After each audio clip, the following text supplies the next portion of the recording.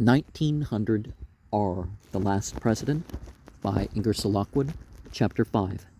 By proclamation bearing date the 5th day of March, 1897, the President summoned both Houses of Congress to convene an extraordinary session for the consideration of the general welfare of the United States, and to take such action as might seem necessary and expedient to them on certain measures which he should recommend to their consideration, measures of vital import to the welfare and happiness of the people, if not to the very existence of the Union and the continuance of their enjoyment of liberties achieved by the fathers of the Republic. While awaiting the day set for the coming together of the Congress, the great friend of the common people came suddenly face to face with the first serious business of his administration. 50,000 people tramped the streets of Washington without bread or shelter. Many had come in quest of office, lured on by the solemn pronouncement of their candidate that there should be at once a clean sweep of these barnacles of the ship of state, and so complete had been their confidence in their glorious young captain that they had literally failed to provide themselves with either purse or scrip or shoes, and now stood hungry and footsore at his gate, begged for a crust of bread. But most of these, making up this vast multitude, were the unarmed warriors of peaceful armies, like the one led by the redoubtable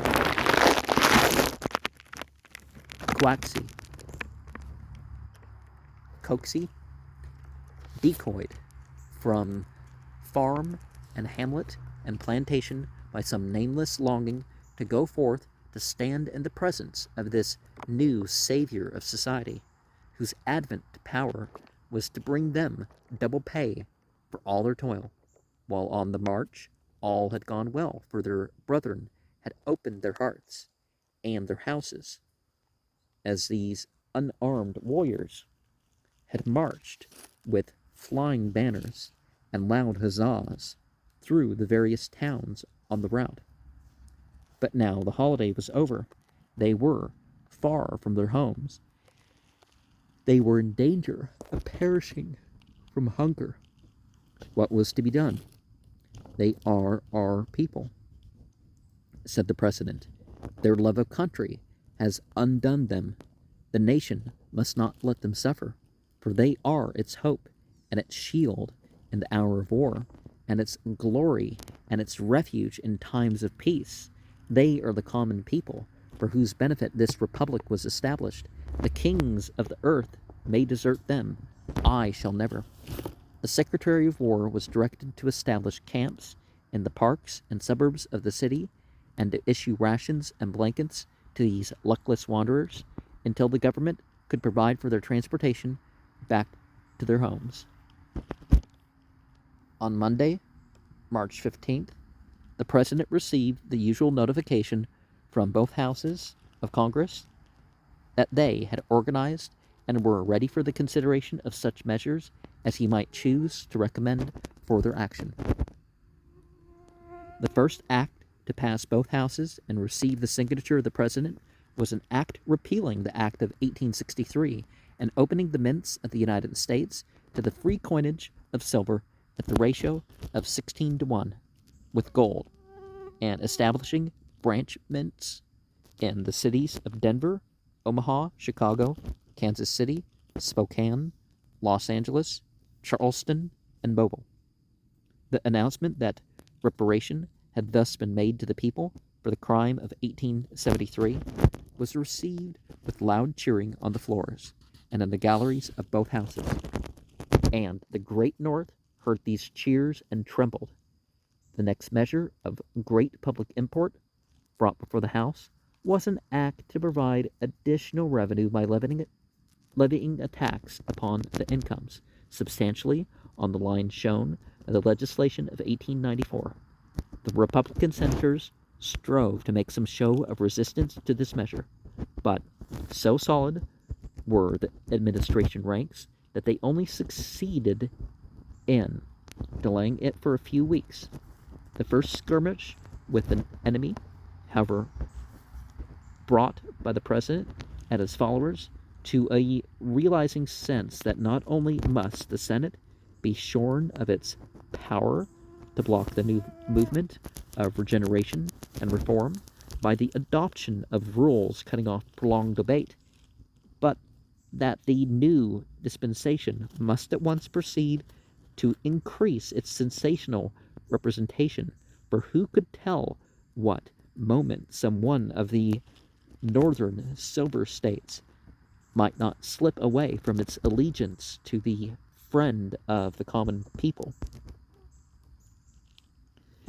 The introduction of a bill repealing the various civil service acts passed for the alleged purpose of regulating and improving the civil service of the United States, and of another repealing the various acts establishing national banks and substituting United States notes for all national banknotes based upon interest-bearing bonds, opened the eyes of the Republican opposition to the fact that the president and his party were possessed of the courage of their convictions and were determined, come good report or evil report, to wipe all conflicting legislation from the statute books. The battle in the Senate now took on a spirit of extreme acrimony. Scenes not witnessed since the days of slavery were of daily occurrence on the floors of both the House and the Senate. Threats of secession came openly from the North, only to be met with the jeers and laughter of the silver and populist members. "We're in the saddle at last," exclaimed a Southern member, "and we intend to ride on to victory."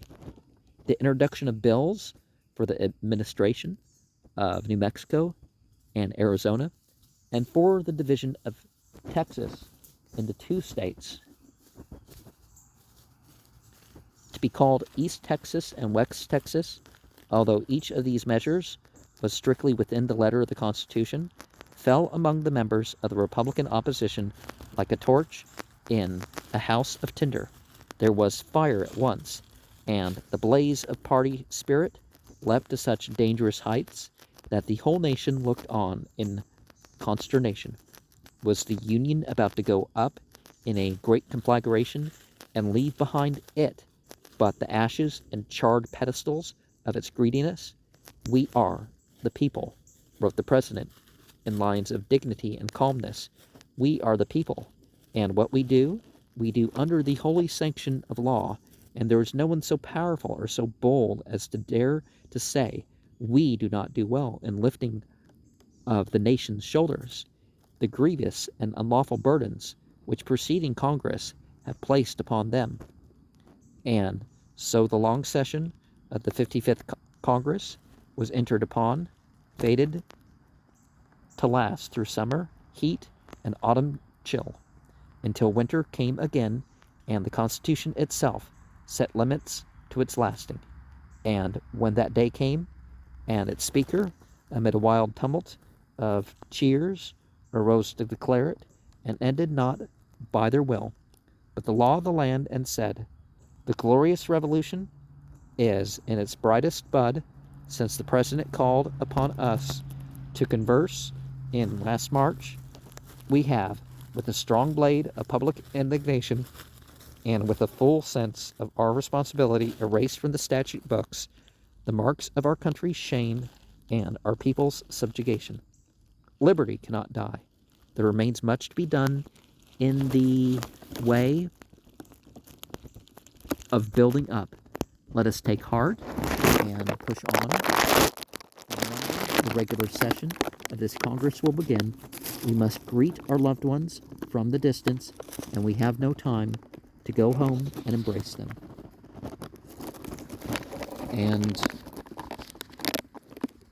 on really both sides, or more than both sides of the political aisle, are those that are like, "Oh, our political leader will save us," and it's like, oh, the people have to stand behind it enough. It's like, even if government officials want to do something, they need enough support, and people need to follow through with the opportunity.